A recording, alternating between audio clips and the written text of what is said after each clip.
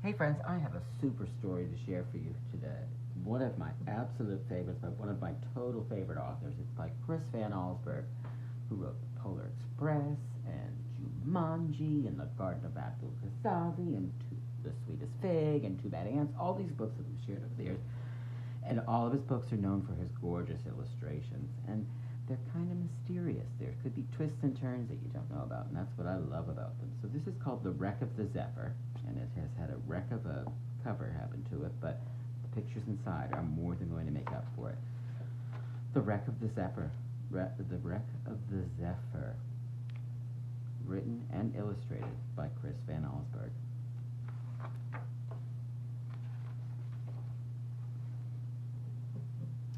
Once, while traveling along the seashore, I stopped at a small fishing village.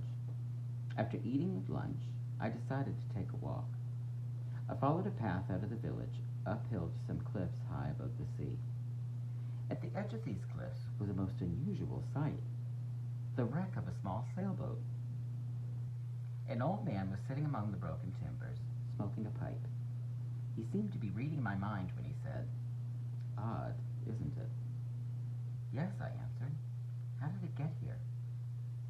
"Waves carried it up during a storm." "Really?" I said. "It doesn't seem the waves could ever get that high."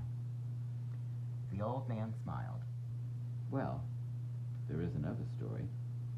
He invited me to have a seat and listen to his strange tale. "In our village years ago," he said, "there was a boy who could sail a boat better than any man in the harbor. He could find a breeze over the flattest sea. When the dark clouds kept other boats at anchor, the boy would set sail out, ready to prove to the villagers, to the sea itself, how great a sailor he was." One morning, under an ominous sky, he prepared to take his boat, the Zephyr, out to sea. A fisherman warned the boy to stay in port. Already a strong wind was blowing. "I'm not afraid," the boy said, "because I'm the greatest sailor there is." The fisherman pointed out a seagull gloating overhead. "There's the only sailor who can go out on a day like this." The boy just laughed as he hoisted his sails into a blustery wind.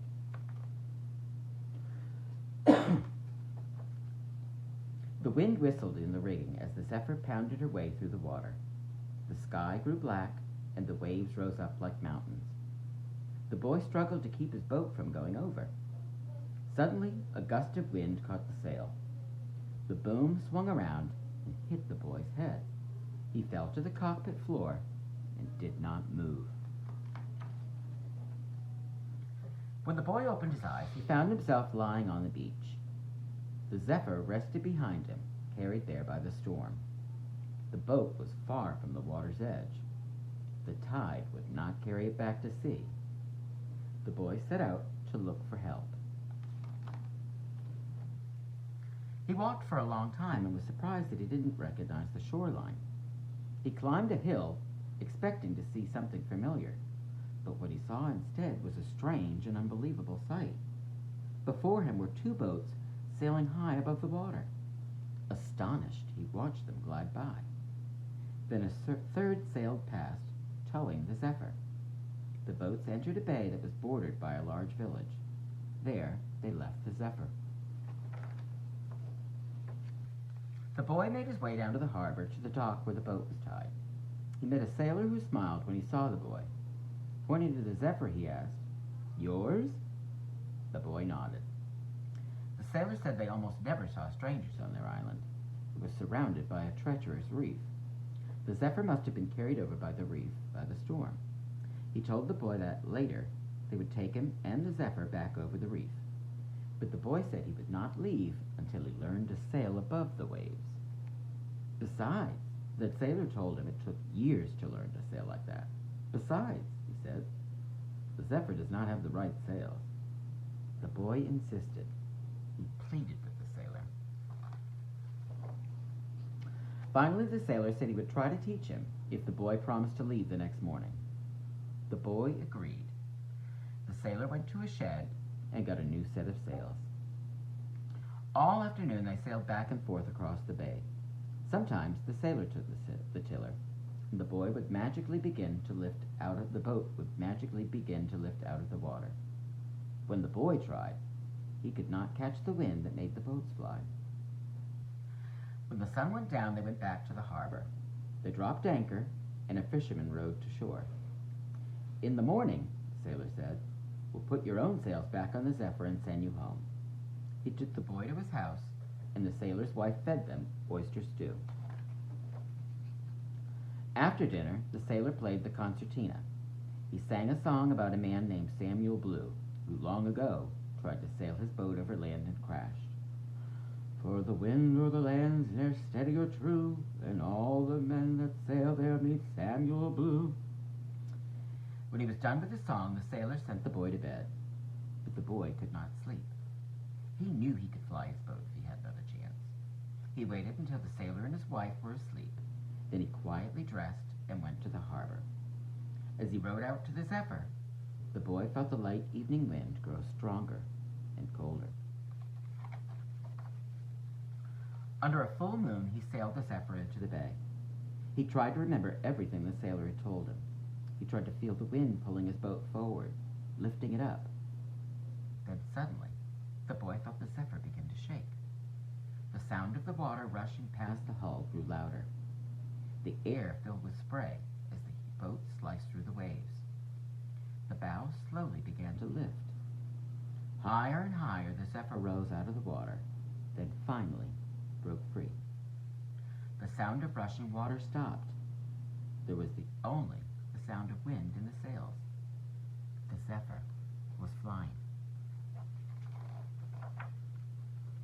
Using the stars to guide him, the boy set a course for home. The wind blew very hard, churning the sea below. But that didn't matter to the Zephyr as she glided through the night sky. When clouds blocked the boy's view of the stars, he trimmed the sails and climbed higher. Surely the men of the island never dared fly so high. Now the boy was certain he was truly the greatest sailor of all. He steered well. Before the night was over, he saw the moonlit spire of the church at the edge of his village. As he grew closer to land, an idea took hold of him. He would sail over the village and ring the Zephyr's bell. Then everyone would see him and know that he was the greatest sailor. He flew over the treetop cliffs of the shore, but as he reached the church, the Zephyr began to fall. The wind had shifted. The boy pulled as hard as he could on the tiller, but it did no good. The wind shifted again. He steered for the open sea, but the trees at the cliff's edge stood between him and the water. At first, it was just the ruffle of leaves brushing the hull. Then, the air was filled with the sound of breaking branches and ripping sails. The boat fell to the ground, and here she sits today. "A remarkable tale," I said. The old man stopped to relight his pipe. "What happened to the boy?" "He broke his leg that night. Of course no one believed his story about flying boats. It was easier for them to believe that he was lost in the storm and thrown up here by the waves." The old man laughed. "No, sir, the boy never amounted to much. People thought he was crazy. He just took odd jobs around the harbor. Most of the time he was out sailing, searching for that island and a new set of sails." A light breeze blew through the trees. The old man looked up. "Wind coming," he said. "I've got some sailing to do." He picked up a cane, and as I watched, he limped slowly toward the harbor. What do you think? What do you think that meant at the end when the old man